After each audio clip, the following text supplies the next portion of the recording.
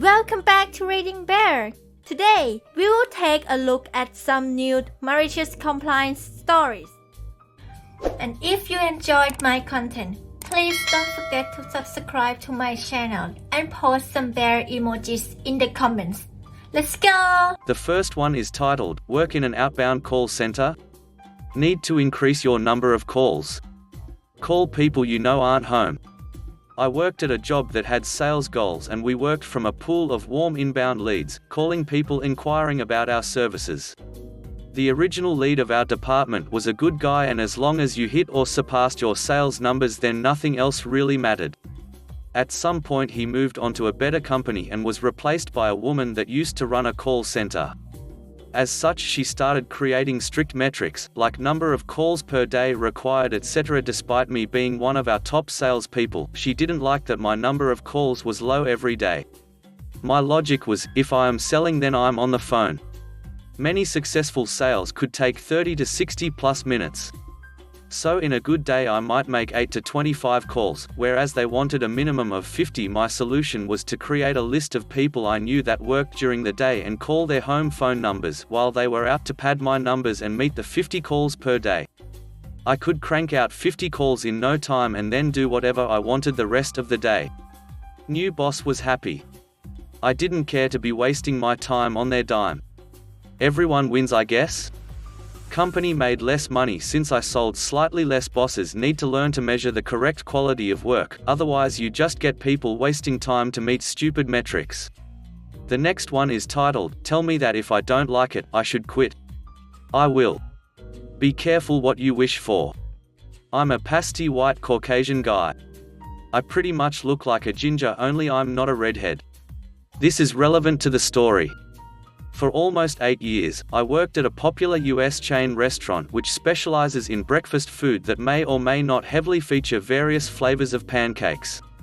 Over time, several managers came and went, but the one who stuck around was the ladder-climbing, brown-nosing GM, whom we'll call Hope, a narcissistic, verbally abusive, control freak mummy dearest knockoff.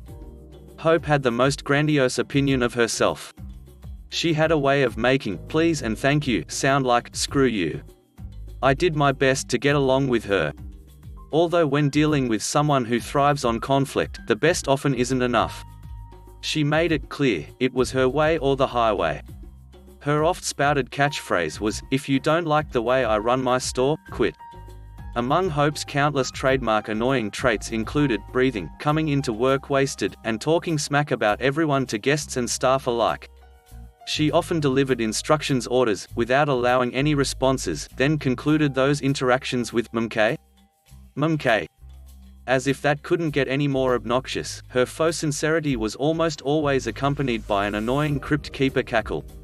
Then she'd roll her crap brown eyes, toss her mouse brown hair over her shoulder, and walk away. Funny story.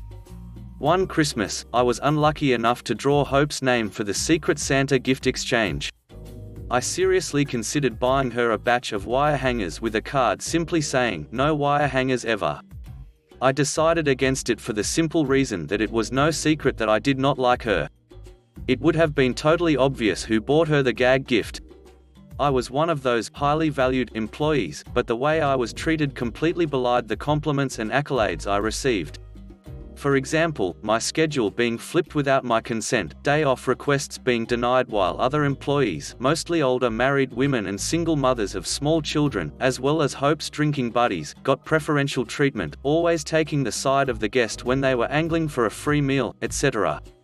Perhaps the worst was the bullying and pettiness among certain employees. It was like high school. It got to the point that I flat out refused to exchange numbers with or add any coworkers on social media. It was a rule that I stood by for a very long time. Don't mix business with personal. I've somewhat relaxed that regulation, but for the most part it's still in place. Once, while in the dining room, another employee poked me in the face with a tampon right in front of guests, as well as Hope and Sunny, the drunken assistant manager. I filed an official complaint and nothing came of it. This is one such occasion where they couldn't claim ignorance. My complaint made it real and they had to address it. Address it, they did. They saw me as a whistleblower. Neither Hope nor Sunny could have cared less about staff morale. It was typical of both of those embittered hags to accept hearsay as fact. They rarely did their diligence in getting both sides before plotting a course of action. Oh, and plot they did. Unfortunately, the following shows they responded to my complaint of workplace bullying with malicious intent. It was at this point I began receiving customer complaints. Most of the time Hope and Sunny would take the word of the so-called customer or the server passing on the complaint without offering up any proof a discrepancy had even occurred. I later came to learn the complaints were completely fabricated. It was really a coworker just trying to stir the pot. This whole horror story came to its climax when a druggie, now former employee, circulated a rumor that I refused to wait on an elderly African American military veteran because I was a racist. Being a vet myself, I respect all veterans. I found it alarmingly laughable, at best, because, 1, I am a very gay man and 2, most of my boyfriends haven't been white. Hell, everyone including Hope and Sunny met my Brazilian ex-boyfriend, who looked black, when he had previously popped in for Sunday brunch. So, you can understand why this accusation was out of character and completely out of the blue. It reeked of sabotage. It was too outlandish to be anything else. So, the write-up came. I was absolutely furious as my suspicions that I'd been set up were confirmed. Both Hope and Sunny would not let me get a word in. I finally got their attention by stating, in a raised voice, that I had a right to have my say. Surprised at my assertiveness, both went slit-eyed and rather smugly said, "Go on." I pointed out to them that all of my guests love me. Several of my regulars are Hispanic or African American and, in nearly 8 years of employment, never once had I been accused of being prejudiced or bigoted. I also pointed out that one of my regulars, a married female African American doctor, if my hands were free, would run up to me, give me a big hug, kiss me on the cheek and hold me so tight I felt like I was being suffocated. Hope and Sunny were having none of it. I also pointed out that the drama-starting liar who filed the complaint against me had been fired because she was caught by Hope snorting drugs in the ladies' room. Given her predisposition to lie, the validity of her accusation should be questioned and the write-up destroyed. Based on their surprised expressions, it was clear I had exposed their complicitness in creating a hostile work environment, but they refused to take the bait. Completely done with it all, I flat out bellowed, "I am not, nor have I ever been, a racist." I'm pretty sure the entire store heard me. Then I went for the zinger that lingers. "You have no idea how many black men have been in my bed. You could have heard a pin drop." Diamonda, the Creole prep cook, was walking by the open office door when I let out that line and she nearly doubled over with laughter. There were 2 training managers facing away from us while they were on the computer doing online courses. They almost collapsed onto the keyboard, then turned around looking at me with shocked expressions on their faces. Sunny's face went beet red. Hope's face turned white and her eyes widened. "You know what, Hope? Remember how you said if I didn't like the way you ran things, I should quit?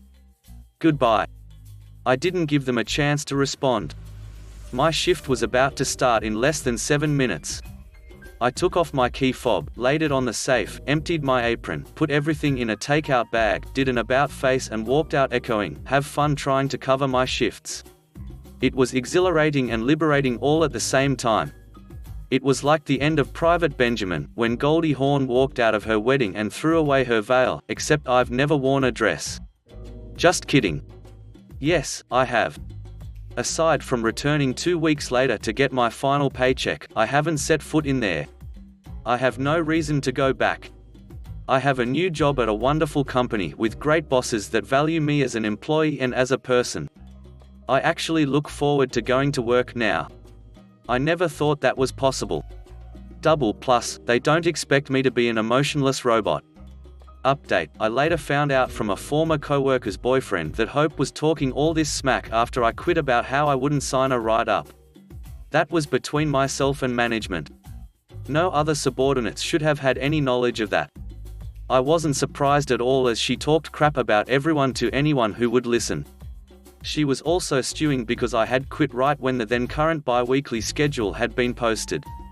My absence left them in a pickle, mostly because trying to get my former coworkers to pick up extra shifts they didn't want was like pulling teeth. When I returned with my uniforms to get my final paycheck, Hope had already ducked out to avoid having to see me. Funny how people, who thrive on conflict, run from it when they're not the one in the orchestra pit. Sunny, who I thought was all right before all of this went down, did a swap for the grocery bag containing my shirts for my check.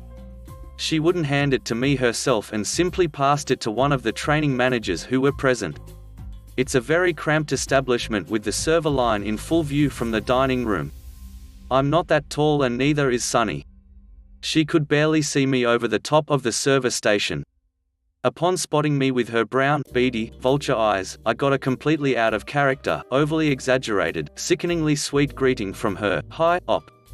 Well past the point of giving any damns, I said, "Why are you talking to me? You're one of the reasons why I quit." Dead silence. Lou, my 60-something former co-worker, who gets along with everyone, was sitting down less than 2 feet away from me. I had a hot-cold relationship with her. Lou looked up from rolling silverware and kind of rolled her eyes, which was accompanied by one of her trademark sneers because even she didn't like Sunny. I snatched my check from the training manager. Several of my regulars were asking why I was dressed normally that day. I usually worked mid-shift on payday. I told them I had quit 2 weeks earlier. Many of them made general comments that management had made a foolish decision in losing me. They said they were sorry to see me go and probably wouldn't return without me being there to serve them. I told them I wasn't sorry to be gone and stormed out. The next one is titled, Overtime. That's right, overtime.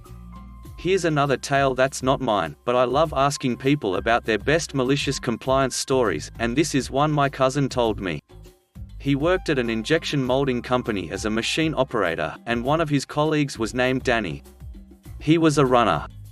He would show up early and start up the machines before day shift arrived. He would make sure that each machine had enough raw materials and boxes for the completed products, that sort of thing. He would pull the full skids of completed product and take them to the warehouse and wrap the skids for shipments. He'd load the trucks and accept the deliveries of raw materials. He knew everyone on the factory floor and was pretty much a pivot man for the operation. Let's call the company CanCo, since it was located in Ontario, Canada. They got bought out by an American company, AMCO, and AMCO sent up a new guy to be facility manager. Before they got bought out in 2019, CanCo was struggling. Danny was an arrive early, stay late kind of guy, so he offered to bank his overtime and CanCo accepted. He got it in writing. At the end of 2019, he asked to be paid out for his accumulated overtime, which was substantial. In January 2020, the facility manager called him into the office and offered him a $6,000 annual bump in pay and increased benefits if he accepted a salaried position for 44 hours a week. Danny took it. As 2020 went on, Danny was working lots of hours and submitted an Excel sheet every week with the hours he'd actually worked. There was a column that showed hours in excess, where he entered the hours in excess of 44 for the week. In the autumn of 2020, Danny approached the facility manager and asked if he wanted Danny to take his accumulated overtime as time off, or to be paid out. The AMCO company handbook stated that all PTO needed to be used up by the end of the year, or it would be lost. The facility manager chuckled and replied, "Your salary. You don't get overtime. That's why I put you on salary." "That's not right, boss. I get overtime after 44 hours. "No, you don't. That's AMCO company policy." "Yes, I do. That's Ontario labor law." Danny handed him a printout of the relevant page from the Ontario government website.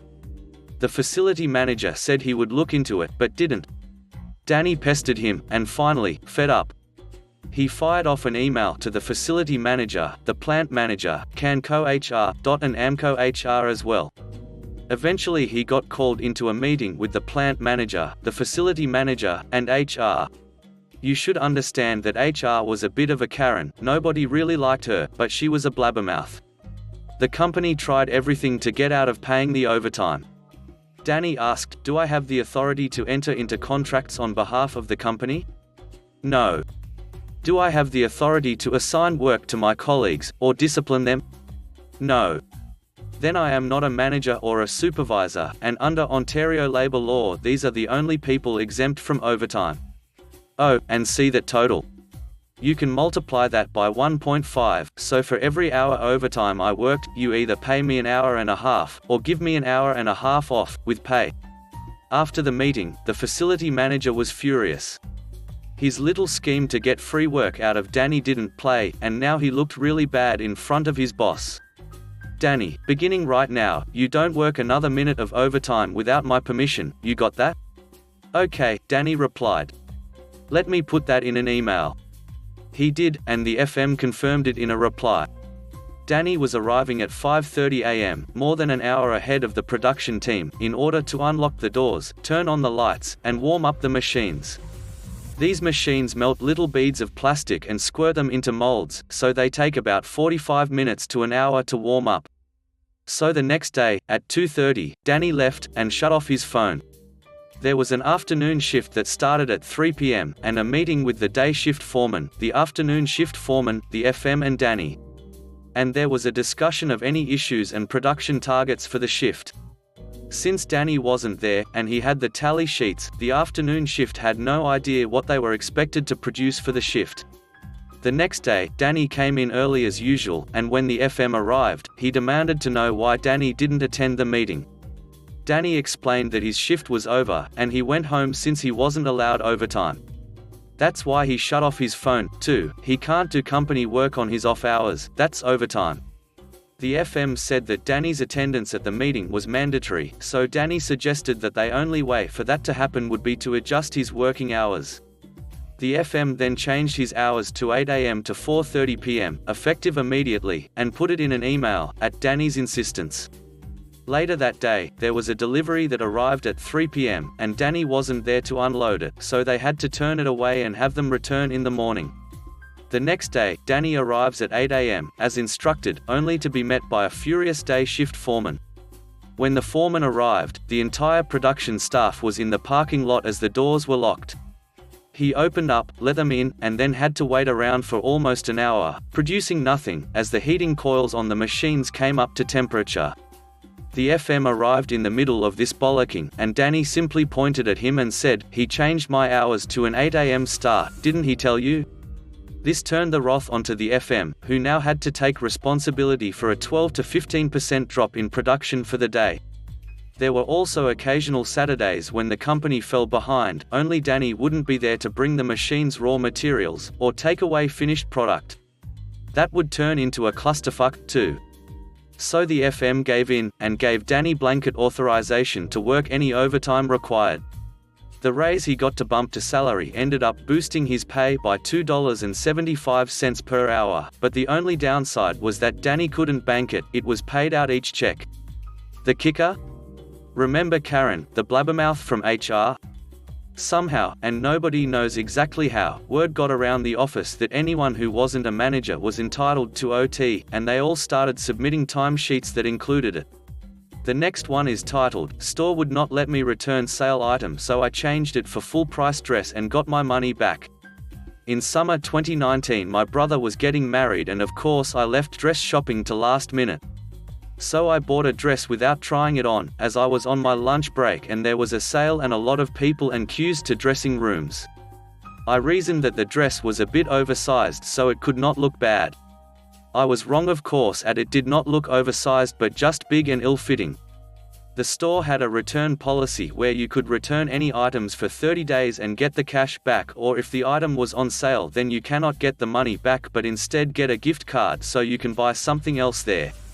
I went back to the store, got the gift card with an intent to just buy something else, but could not find anything I like or that fits.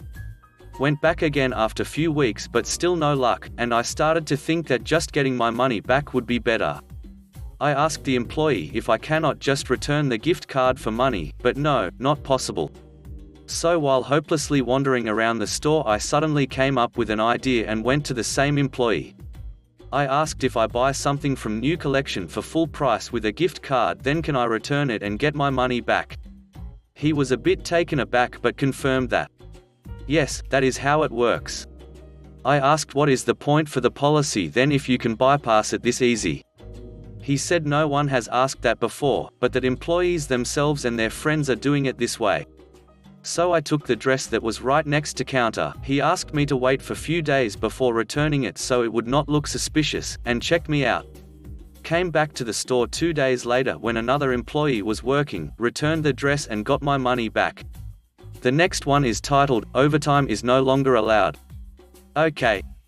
The players, fake names, owner, Jack, direct supervisor, Will, colleague, Paula, and myself. Backstory: I began working payroll at 16 years old.